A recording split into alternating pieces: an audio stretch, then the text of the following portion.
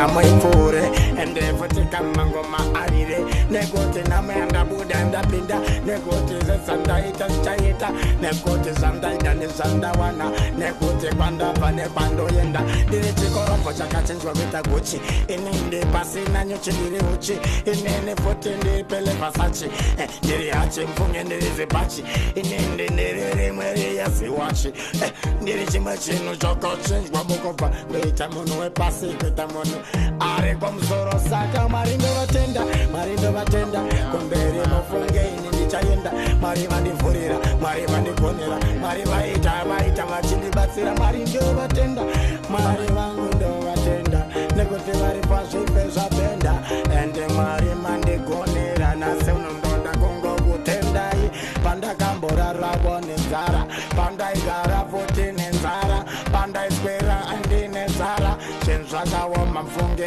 vamwe vaye vakandivhura nevakandivhara nevakandigonera varipo vakandiomesera nevaripo futi vakanditorera ndakagara muroti mufunge nhasi ndoenda abroti ndakuvatenda ivo goti nekuti vanoziva nhasi uno zvakawanda kena 40 saka mari vandigonera mari pamuri ndopandakaponera hapana komwe panchanokonera saka ndoda kutora nguva ino mari vangu ndovatenda izvi ndovatenda nekuti mufunge zvinhu zvangu kumberi ndichayenda zvinhu zvakapenda izwa ndati mari vangu ndovatenda ishe baba ini ndovatenda nekuti mari ndimi kamandigonera mandivhurira nangwe varipo vaida kundivharira kunze ndoenda kunze ndagara kunze ndichenze uyu kumba ndedze kunze upenyu wake mufunge rega nhasi ndivaudze nekuti ndakambogara nchichema ndambogara musara muchitema mufunge pasina vekuchemera pasina kana vekunoudza mari vanga vakanditarira mari ndu vakanditorira mari ndu vanondipa ndu vanondigonera saka mari ndu vachaita ndati mari vakaita ndigopfuma mari vakaita ndigonzi ini handife ndakaguma mari vakaita ndigoloma ime mari ndotenda denga nyangwe vamwe vaiti nindopenga ndokona matira nyangwe makandivenga wese hasi masanga ndovatenda denga nekuti zvevanditumira mweya mutsvene itakuti nini ndipinde ndokoti kamangoma ndiponde anshandise midzi kana muteuro mari ndakutenda. Yes, I kindly tell me where are you watching us from?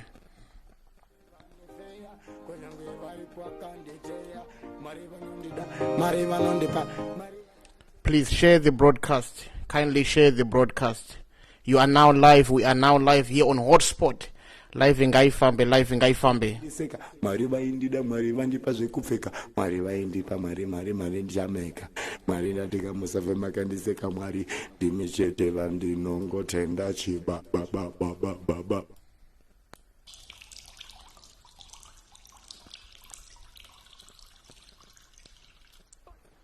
Yes, guys. Thank you for joining us here once again on Hotspot. And anyway, you Mr. C, ndiri panapa ndiri pa Hotspot guys. Ndauya kuzotandara nemi tichitaura tese tiri panapa tiri pa Hotspot. Kindly share our live broadcast. Kindly share our live broadcast. And tell me where are you watching us from. Kindly tell me where are you watching us from.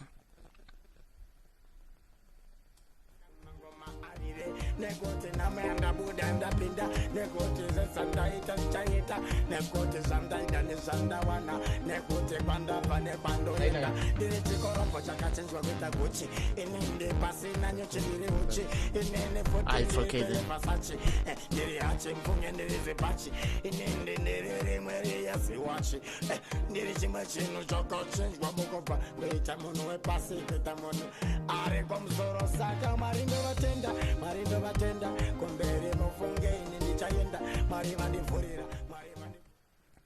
Yes, thank you for watching us on Hotspot.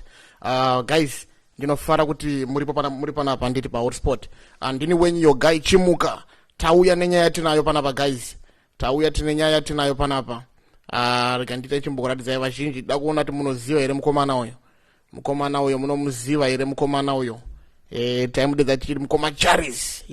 Ndoranga re street name rake. Munomuziva here mukomana uyo. Umanaka uzamwara nogona kuchinja upenyu wako at any minute, Mwari anogona kuchinja life yako kana nguva yako ichinge yakwana inenge yatokwana. But today guys, handisi ndega kapanapa, handimona ndine munhu akaita kuti zvinhu izvo zvinzi zvazosvika pakuitika. You know, I always tell you kuti whenever God is about to change somebody's life, he sends a man. Saka muupenyu hwamukoma Charis tunoona kuti Mwari vakatumira a man, handimaona kuti azolegeta mukoma Charis. Baba, thank you for being on Hotspot. Thank you very much. Ndinofara zvakanyanyisa nekuva muri panapa, you know, and we're going to be talking about mukoma Charis kuti vazhinji vanzwe kuti ende vadzidze kuti nyaya dzakaita sedzi dzinofamba sei. But nevertheless mukoma wangu, toda kuti mungoti pane vanhu vari kukuonai vamwe they don't know you, munokwanisa kuzviintroduce here muchitaura kuti zita renyu, kwamunobva and nekwamunogara. Ndinotenda nekundikoka kwamaita pachirongwa chenyu. Ndichiti manhero akanaka kune vari palive show. Ini ndinoitwa Douglas Muzanenamo kana kuti Douglas Madziwanzira Muzanenamo. Muno muCape Town ndinogara paMilnerton, but ndiri chizvarwa chekwaRusape kuZimbabwe ndokwandinobva.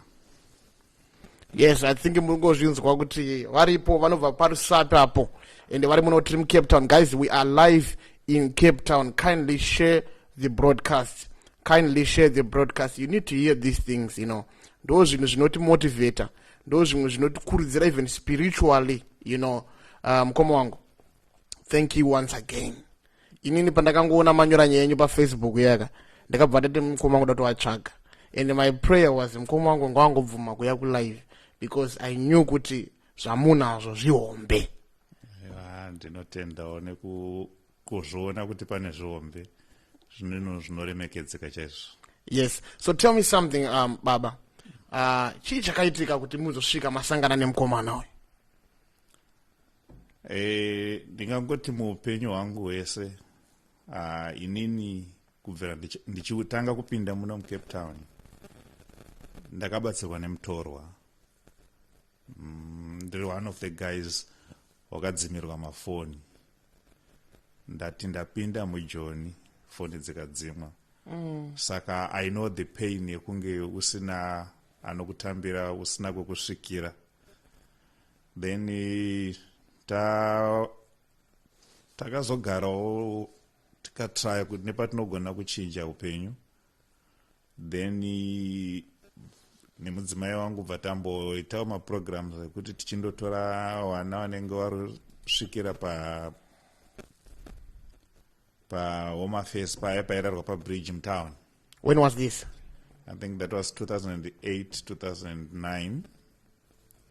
Yeah, so taitora munhu tochengetawo kusvika awana asylum rake azotsvagawo basa kana awana basa. But kazhinji taiwanzovatsvagira mastay in, then oenda kumastay in munhu ozoita yaanoita. But as kufamba kwenguva after xenophobia takangozvisiyawo. So if you can recall, how many people have you helped so far from that time until to date? I think in our hands, more than six to seven people are full and more komedu. Yes. Yeah. So chii chinoitika zvinhu zvamakangozvarwa muri here or nenhau yekuti ya driven nenhau yekuti makambodzimirwawo foni panguva yenyamaka yamuCape Town? What pushes you? Inini chinowanza ndipusha ndechekuti wherever I see munhu ndinongoconsider munhu kuti hama yangu. Kwandiri handina mutorwa. Saka ndichikwanisa ndinobatsira. Pandisingakwanisiwo ndisingakwanisiwo. But ndo zvinonyanya ndidrive zvokuti munhu wese hama yako. Guys, for wherever you are watching us from, Amana, ndoda kuti mushare this broadcast. Ndina mukoma wangu andinawo panapa vanova vakabatsira mukoma Charis kuti vaite reunited nefamily yavo. Saka baba, maona mukoma Charis handiti mati makasangana nawo mastreets handiti. Saka maona mukoma Charis zvakafamba sei? Ndingati Charis watanga kumuona izvozvi. Ndatoitawo makore ndichimuona. At one point akanga atoriwo munhu musvinu uchitoona achihasla achichengetedza motikari dzevanhu. Kusvika azosvikawo parobot. So most of the time unopfura parobot you could tell kuti he's different from wamwe waripo parobot.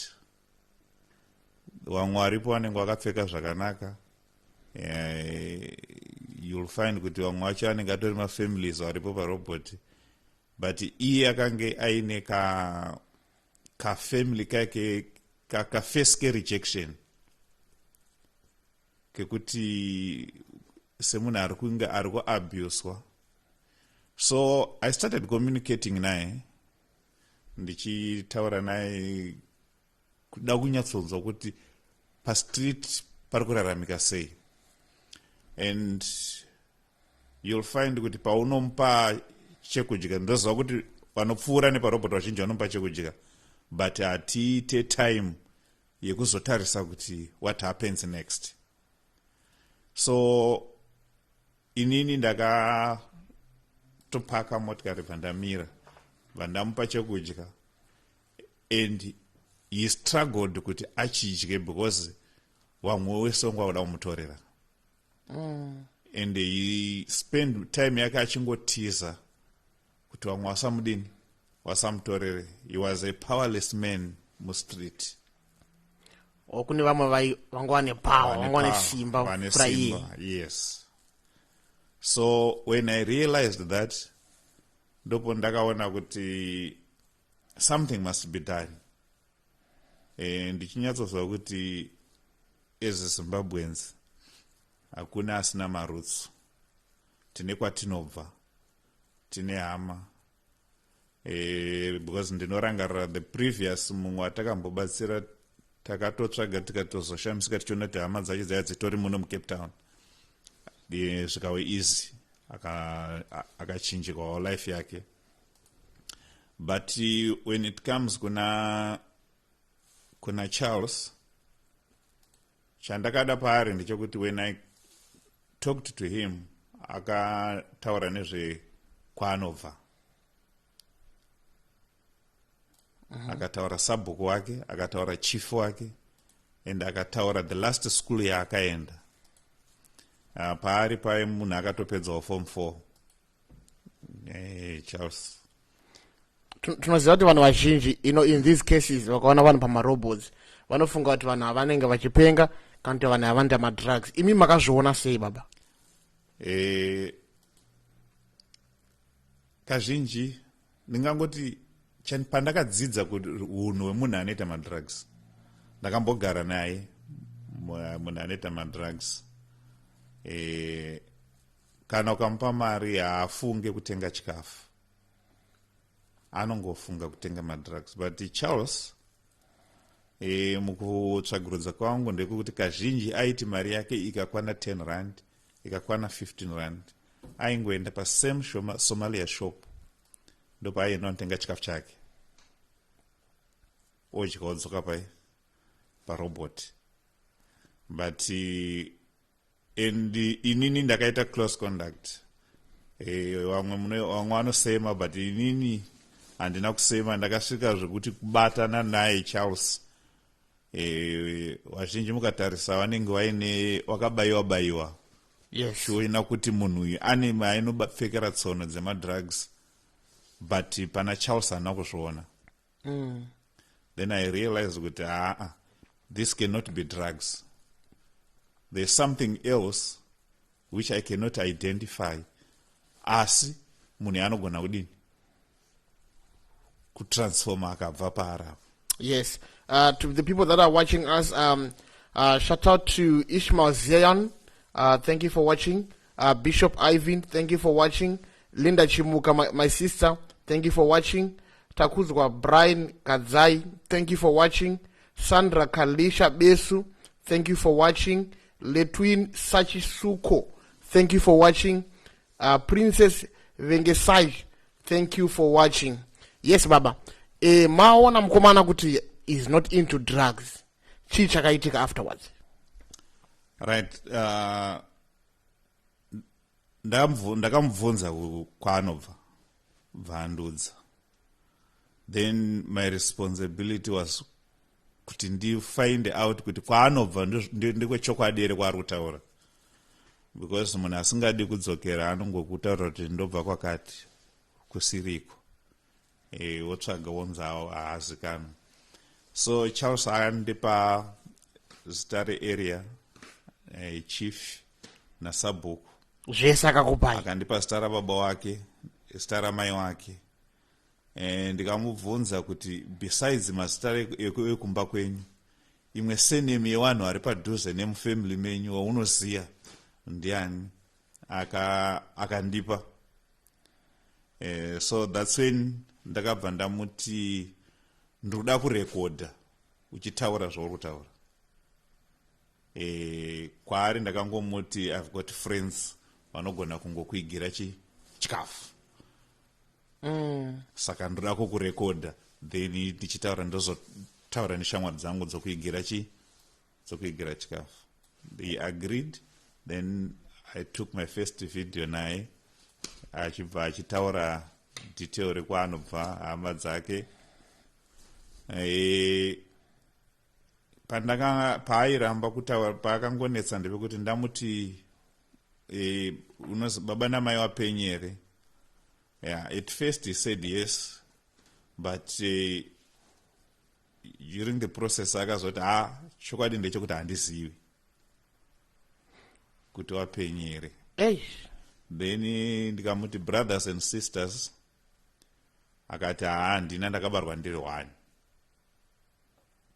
So ndikangoti it's fine, as long wandipa madetails ababa namai tichaona zvekudini zvokuita. Then we finished our conversation there. We went again to the shop. I bought some food for him. I left him. Then I went. So the responsibility now was to establish a relationship with him. Okay, Baba, to the people that are watching us from home, unogona ngosingazive tukutara nyaya ichi, tukutara nyaya mukoma Charis. Mukoma Charis ndo zita ravo vazikanwa muma streets, vaionyewanzwanikwa muna Longstreet. Vakazowanirwa nyasha, vakaenda kumba, vakaita reunited nefamily yavo, kuburikidza nemurume wamuri kuona pascreen penyu kumashure kwanguku. Kana muri kumuona, he is the man who made things possible. Vachinge vashandiswa, ndodaira kuti vaishandiswa naMwari, because uyu ndiye anonzi Mwari manje. Andimaona. Okay, Baba, saka ma establish a relationship na mukoma Charis. Isongoza kuti mukoma Charis ndo zita rinoita sei rinozikanwa muma streets kazhinji kunyanyanya nemashofi. Yes. Then what happened next? So ini ndakabva ndatangawo kutsvaga magroups ekuarea kwaakanga ataura kuti anobva. Then I created a poster. Then the other poster I put on my symbols in Cape Town. Ndichitofunga kuti pamwe ane hama iri muCape Town inomudini ingangomuzive. Then yes, God intervened. There was a guy akafunda na Charis. He's in Joburg. Ndiye was the first person kundifonera achiti post yamaisa munhu amuri kutsvaga ndakafunda naye ndomuziva. Yes, nguva yareba akura achinja, but I think ndiye munhu anoziva, and ndiye akareveala the real name raCharles kuti anonzi Trust. Saka zita rekuti Charis anga akarowana kupi? Eastern Street. So him akazongozvipa zita kuti ndakunzi Charis. Yes. Oh, ndaibata. Okay, Baba, so as we are moving on nenyaya yedu, to the people that are watching us, guys, ngatirambe tichita zvinhu zvakanaka, tirambe tichita mabasa akanaka. Rimwe ramazuva mabasa iwayo anotiteera, anditi maona. Baba, then madaro manje, saka mazofunga kuti mada unotora Charis imimi, ndapi ma-struggles amakasangana nawo? Ndingangoti kundotora Charis harina kuita dambudziko. Because he was not a violent person.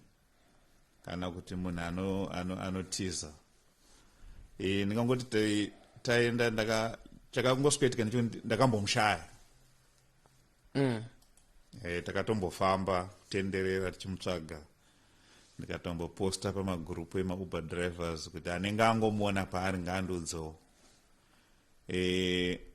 But mind yakangozouya kuti dzokera parobot ipapo undoratidzewa mwaripo parobot ipapo picture. Then vandasikoratidzawo mumwe ngaripo picture. Ndiye akabva andiudza kuti munhu wamurutsvaga akarara. Then vatango cross a road vataenda penga akarara. Then we started the conversation. My friend Charis, ndakakuudza kuti ndichauya kuzokutora. Aunogadzirira sei. Then we laughed a bit. Then he said, ndiri kutonorwa ndakarara. Ndoda kurara. Kuri kutonora. And zveshwa kwaitonora. I think the night yacho kwenkwanaya. Whatever he was wearing was wet. Then pati aingondipa 10 rand ndimwe coffee. Ndinoita chi? Ndoita bond. Ndikati ayo unotenga kupi vanditaridza shop yemusomalia inotengeswa coffee. Vanamuti ayo chihandeitese ikoko. Uchifamba uchiswatudzawo makumbo. Tondomwa coffee. We went there to the shop. We bought 2 cups of coffee. Iye akatarda negwinya. Vatatenga negwinya. Right, akumwa ake coffee yake negwinya. Then vandamuti now because rutonorwa and tinogare mumotikari udzirwe ndombokuisiraita tichitaura edu uri motikari haana kumboramba. Takaenda ende ndaiva nditori nepfungwa yekuti pamwe achada kutiza. Ndamupinza mumotikari to put my child lock. But haana paakambotraya kana kuvhura door kana kubata window. So as we were going home, taitoseka tichitaura, we are going for the weekend, Charles. Tombondomwa, just to draw his attention away from the street. And tombondomwa, Charles nasi dakuenisa kunema baby manyama. That kind of language, we were laughing and we were going. Then the challenge was inini nchifana kwenda kubasa. Kumba kwangu kwenkusina anosikerapo. Kuti mamusiye yega azviite. Yes. So came into guys dakabva kuDanunu. Then because they sashanda Saturday and Sunday, they offered kuti wagare naye. So went to my place. Because ndakange ndambokumbira kuvanhu kuti ane hembe ndawapa masaizi ako, but no one came through. So I had to go and look kune dzangu dzingangoiti kuti anga achikwana. Then ibva ndangondotorawo izvozvo ndobva taenda naye kuDanun. When you get to Danun, the first thing takangoswesa mvura yogeza. And vanangomuti because toda undoona mababy, so toda kuti uchinje. Saka Charis akafarira nyaya yemababy yekuti kuchazomwiwa. No, yekumwiwa I don't think yakamu-accept, because at the end he said to me, ndamuti ndokutengera here supu, akati handimwi. Akati handinwi. Handinwi. Ndikandokutengera chakati drink. So pese pandakange na Charles akati hamwi doro. And munoziva zvinoitika, and people vanenge vachimuona vanenge vachifunga kuti arita madrugs, vachifunga kuti anobira vanhu, vachifunga kuti anonwa. Yes. But pane zvinhu zvese izvi Charles is clean. Yes. And then baba mamusiya, chii chakazoitika afterwards? Ndingangoti Danuna ageza, achinja, adya, we shaved him, akabva arara. Then that's when ndakadzokerawo kubasa. Ndakumboitawo ma-errands angu. Then I was communicating with the guys ngeziriko. I'd say. And if I can tell you, ndakamusiya kuma 3. till kuma9 unga achingonzi akarara taakutomutsira kuti adye izvozvo. Amuka adya akarara till the following day. Haana kumboanetsa Charles. Then the following morning ndopo ndakazvaudza I'm coming. Ngachigadzirire, we are going to the bus. Then vatangoenda, and chinhu chaaingotaura ndechekungoti tinodzokera rino Cape Town. Yes. So ini ndaingoti tiri kuenda, ndaingochinja magoalposts. Toda kumbondoona mabhebhi kwakati, kana tabva ikoko tozoenda kuCape Town. Toda kumbondoita zvakati, tobva tozoenda kuCape Town. As I write that, ari kushamisikire paitika zvinhu zvese izvi. Right, chinhu chakanyanyomunetsa ndechekuti nzvimbo dzese dzataienda haana kana yaanoziva. Charles never knew Brooklyn. Charles never knew Danune. Charles never knew Belleville. Aingoziva muCape Town. Saka Charles munhu akangosvikira muCape Town achibva kumusha. Life yake ndobva yangostaka ari muCape Town. Yes. 10 years he has never been in Brooklyn. 10 years he has never been in Woodstock. Yes. Baba zvinorwadza izvi. Saka which means 10 years aitenderera Longstreet, Somerset Road, Betcan Street, ndo maanoziya imomo. Ndo ingari area yake. Yes. Okay, Baba, so let's say, imimi, how difficult was it kuti mucommunicate nemhuri ya Charles kuti muzosvika pa kuti anzi azoenda? How difficult was it? The challenge inouya pa issue trust. Yes. Family ya Charles yenge yaita give up. Wangu atoti munhu akafa.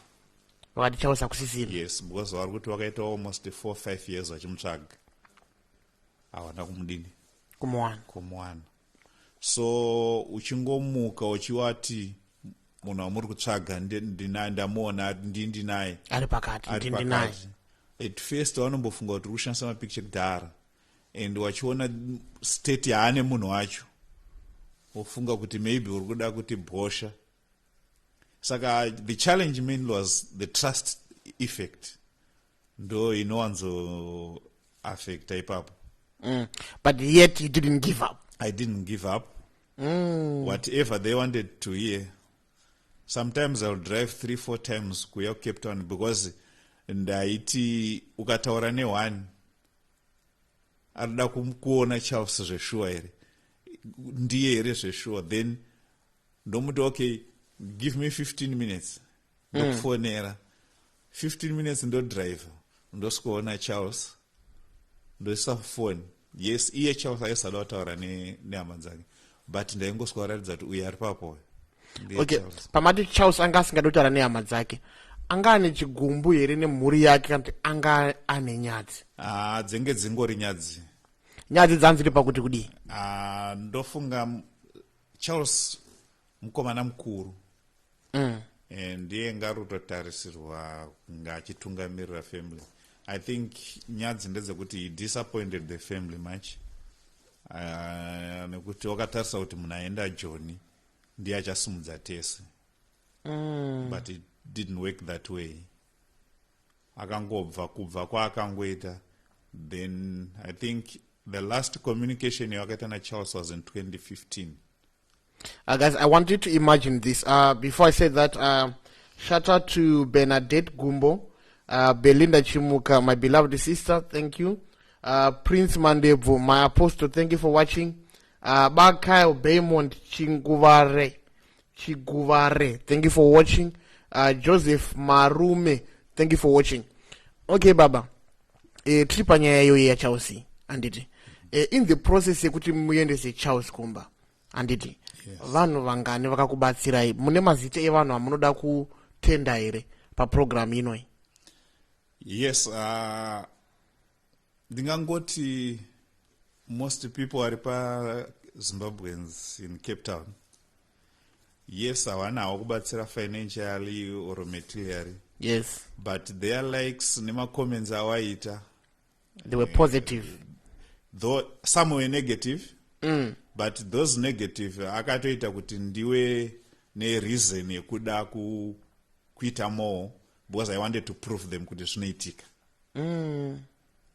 Saka wese vanhuwo unowatenda kuti negative and positive zvakatocontributa kuti effort yangu isadzokere kumashure.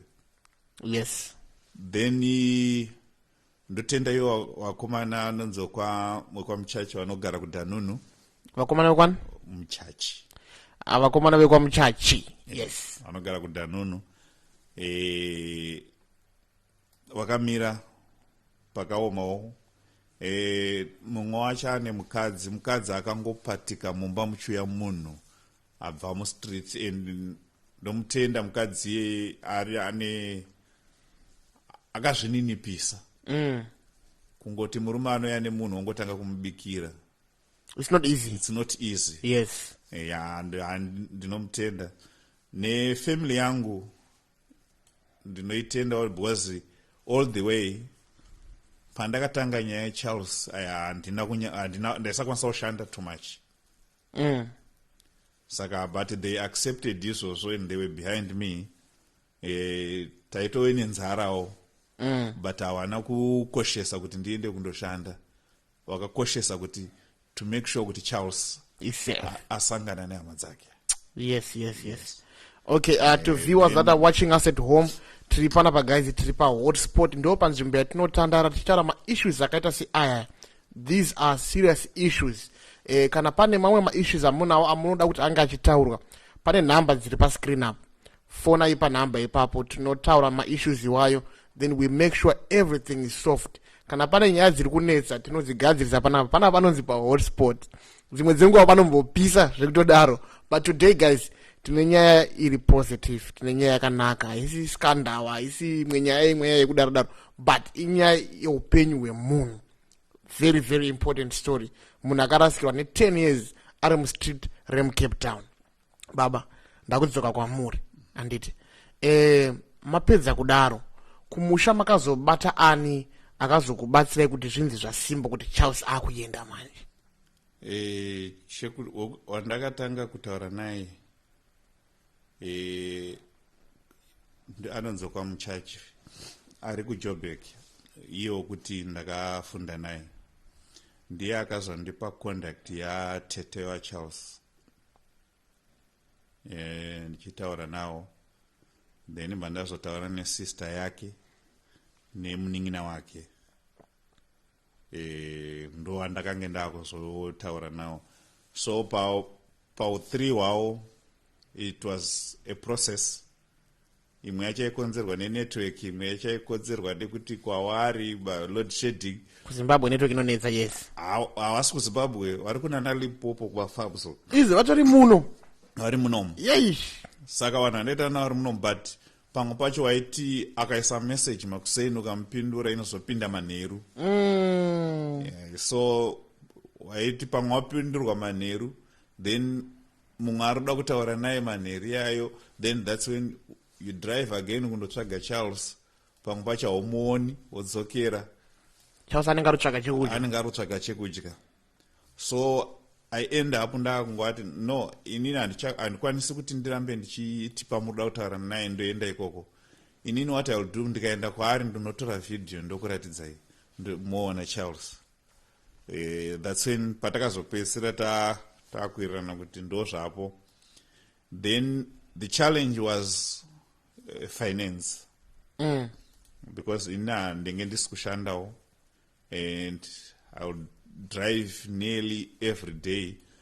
Now because I establish a good relationship na Charles, I will make sure kuti ndikadrive makuseni awana a cup of coffee, ndikapfuura masikati awana lunch, ndikapfuura mazorowira awana supper.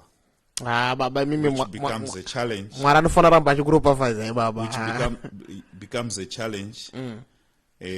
But it helped because na Charles tengetane ka personal relationship kamwe kangori unique. Yes. Kuti whatever zvanenda ngomudza aingoita. Imi mama kuziva kuti Charles munhu akaita sei. Zvanga tisingazive isusu. Singazikani nevazhinji. Right, saka ndo my establishing andakaita relationship naye. Okay baba, tada kupinda panyaya yekuti Charles akuenda kubhazi musi wekuti Charles aenda, iye aimbozvitora sei Charles? Ndingati Charles akuenda kubhazi, Charles aifunga kuti ari kudzokera kuCape Town.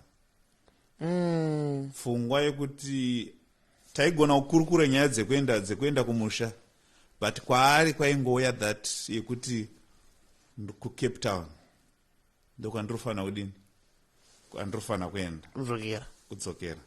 So tichidhiraivha kubva kuDhanoni taingoti tiri kuenda kuCape Town, tosvika pachamboko pamabhazi.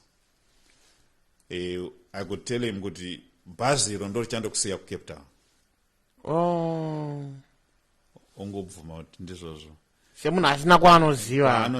Haana zvaari kuziva kuti kana paari ipapo ndepekuti ukangomusiya ipapo chimeans anongotanga life ipapo, because haana kumwe kwaanodini, kwaanoziva. Yes. Then ibva unfortunately takasvika bhazi rekwachamboko richinzi harichasumuki, so they had to arrange another bus riri kuBellville ndokudhiraivha tichienda kuBellville. But kwandiri ndofunga kwaiva kuri kungoita kwaMwari, zvinhu zvacho zvaingopindirana, zvaingofamba in a positive way. Wekwachamboko akandikumbira kuti ndiwatakurire 3 of their customers dzaifanira kuendawa nebhazi iroro, and mumwe wacho ndofunga takamutora muMaitland, and iye ndofanira kumutenda anezi anonzi Matthias. Shout out to Matthias kana uri kutiona palive panapa. Thank you so much. Ndomutenda zvikuru mukomana iye. Achingopinda mumotikari mangu akabva asikoziva mukomana Charles. Saka angomuziva ndakabva ndati saka zvangu zvaita uchinditarisirawo mukomana kusvika asvika kubhodha achasangana nemunin'ina wake. And takaita sekudaro takaenda kuBellville, bhazi rakaloda, takamirira zvedu, tikatondotenga sadza kuseri kwaya munhenzva akadya sadza, but nyaya yake ingeri yekungoenda kuCape Town. Even pandakanga ndakuonekana naye ndakatoudza vanhu vangu vari around iye kuti mukomana uyu kana masvika kuCape Town mozomuudza pekudzikira. Okay baba, saka kuenda kwaCharles amana inyaya ikai, inyaya inorwadza, andimaona inyaya inobata singaite. Yes. Baba, pane vanhu here vakazouya vachibatsira, ndozati pamakambokanda post paningirikini, but was there vanhu vakauya vachibatsira financially parwendo rwemukomana uyu? Besides hama dzake hapana. Saka mari yakazotumirwa kubva kuhama dzacho, kubva kuna tete wacho ndo akazotumira mari yetiketi rebhasi. Imagine, to people that are watching me, imagine you've been living in Cape Town for nearly 10 years, if not more than 10 years, and hama dzako dzakutofunga kuti iwe wakafa. They don't know where to start kukutsvaga, havazivi kuti uri kupi, havazivi kuti wakaenda nepi, but uri kuchigara mumastreets. Amana, wherever you are, upenyu hunokosha. Kana utombori nepekurara, une chekudya, une kubasa kwaunoenda, we need to be grateful. Okay baba, Charles asvika paZimbabwe, vakazombokubata here ende vakatara kuti kudii? Ndingati jeni yaCharles yese ndaicommunicata naye Matthias, ndiyakanga naye achiscopa munin'ina. The unfortunate thing ndeyekuti munin'ina wacho achiendawo kubhodha akarobwa, then akanga asisina contact, asina phone, saka akatozongoitawo zvekutsvaga nekuti bhazi takange tamupa madetails ebhazi wazonana. Takacommunicata through phone yaCharles wasvika kuZimbabwe. Kusvika makacommunicata through phone yaCharles? Matthias. Matthias, okay. Matthias. Kusvika wasvika pawanodzikira.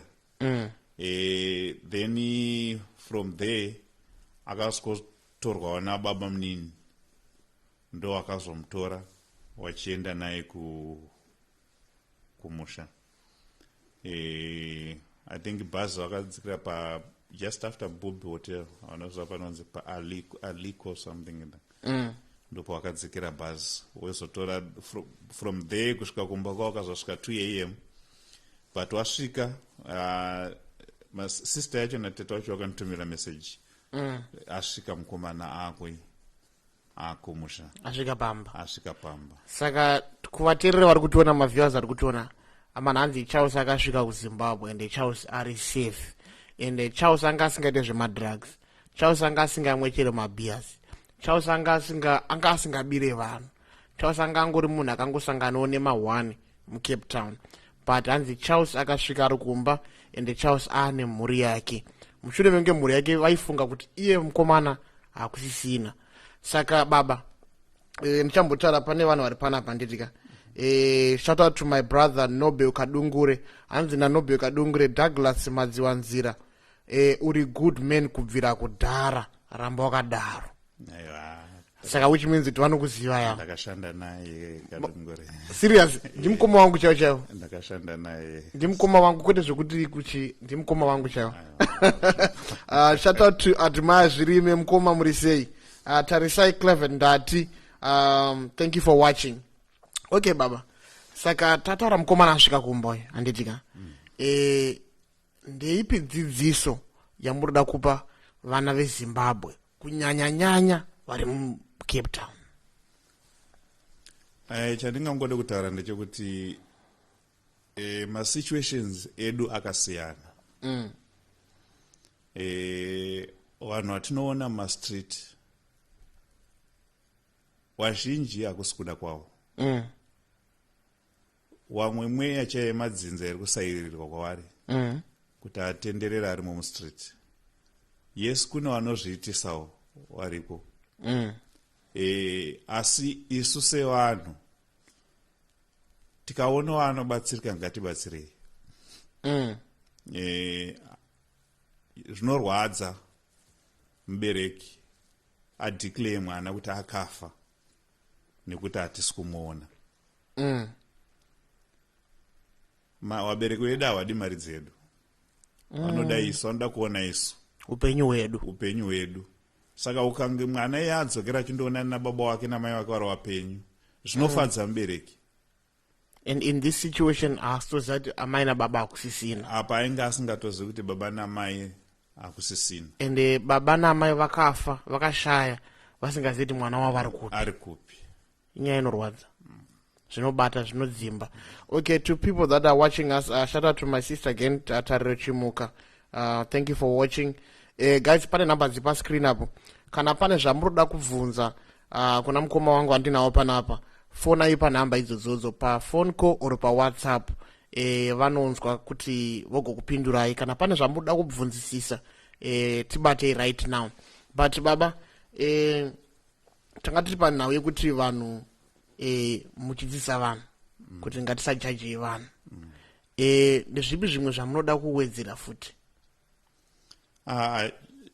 Chandingangode kuwedzera ndechekuti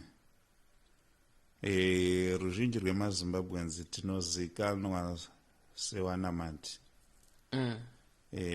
But it's pointless kuti ndinge ndichichinja macostume every Sunday, every Saturday, when there's someone asina kana one. Ndipfeka suit after suit. A suit after suit. Hazvina chaunoluza kungotora that jean rausingasadi. Ungopfuura uchipa mumwe munhu kuti pfeka. You start from there. Mutauni tinotenga malanji. Unodya half ondokanda mubini. Zvinenge zvakangokosha, chengeta, unosvika aripo parobot waunaona, unosvongotambidzawo wechi. Munhu iye paano kuti thank you. Yes. Unenge watoropafadzwa. Okay baba, ndoda kutaura pane vanhu ndaenda pagroup reZimbabweans in Cape Town. I'm just going to mention a few people vakanyoro something positive. Tina Melody Gupo Masanga, God bless you, brother. Tina Chipo Revesai, mwari akuropafadzai, mwari akuitirewo zvakanaka. Tina Molini Changwara, God bless you, my brother. Tina Sifa Simuripa, mwari vakukomborerei dai tese taita hunhu hwakadai, kwete basa rekuzikanwa nekushora kutaura zvenyadzi. Thank you very much. The last, I'm going to pick the last two. Again, Tina Obey Kapanga. And preaching the gospel of Jesus Christ in a unique way. Don't stop your crown. Your crown is waiting for you. Then the last one, Tina Gloria Piri. Thank you. God bless you. Okay, Baba, in closing, inini zvangu ndoona kuti senge itori calling yamonayo. Because these are the things zvangamagara muchingoita kubva kudhara. You know, so God sometimes he sends people to help other people, you know. And God, he works in, I'm trying to say, God, he works in a different way, you know. There's no way Mwari anongouya ubvati ndauya panapa mwana wangu ndakukubatsira. But God, when he needs to help someone, he sends a man. In the case yevanhu vamakabatsira nenhau yemukomana uyu, you were sent by God. And I just want to say kuti rambai makadaro baba. Tunoziva kuti people they may come nema negative comments, but imimi rambai makabata pamakabata ipapo. And it to people that are watching us from home, guys, tasvika patinopera nechirongwa chedu nhasi pa hotspot panapa. Ndina mukoma wangu, your last words to the people that are watching you. Mashoko angu ekupedzisira ndingangoti kwese kwamuri kune vanhu vakadai vakafanana naCharles. Talk to them, gather information, tobatsirana, totsvaga hama dzavo, woenda kumusha. Vanoda kundibata, unokwanisa kundibata pa call or WhatsApp number 073 355 7868 or 071. I'm not going to do 073 355 7868 7868. Okay, ndaikanda pa comment section number yawanda isa comment section. And the other one 071 831 0026 0026. Yes. Okay, ndaikanda again mu comment section. Anyway, thank you so much baba nekuva muri pa hotspot pachirongwa chedu panapa. Nemabasa akanaka. Hamuna kuuya nemabasa akashata. Mauya nemabasa akaita sei akanaka. Mwari varamba achikuropafadzai.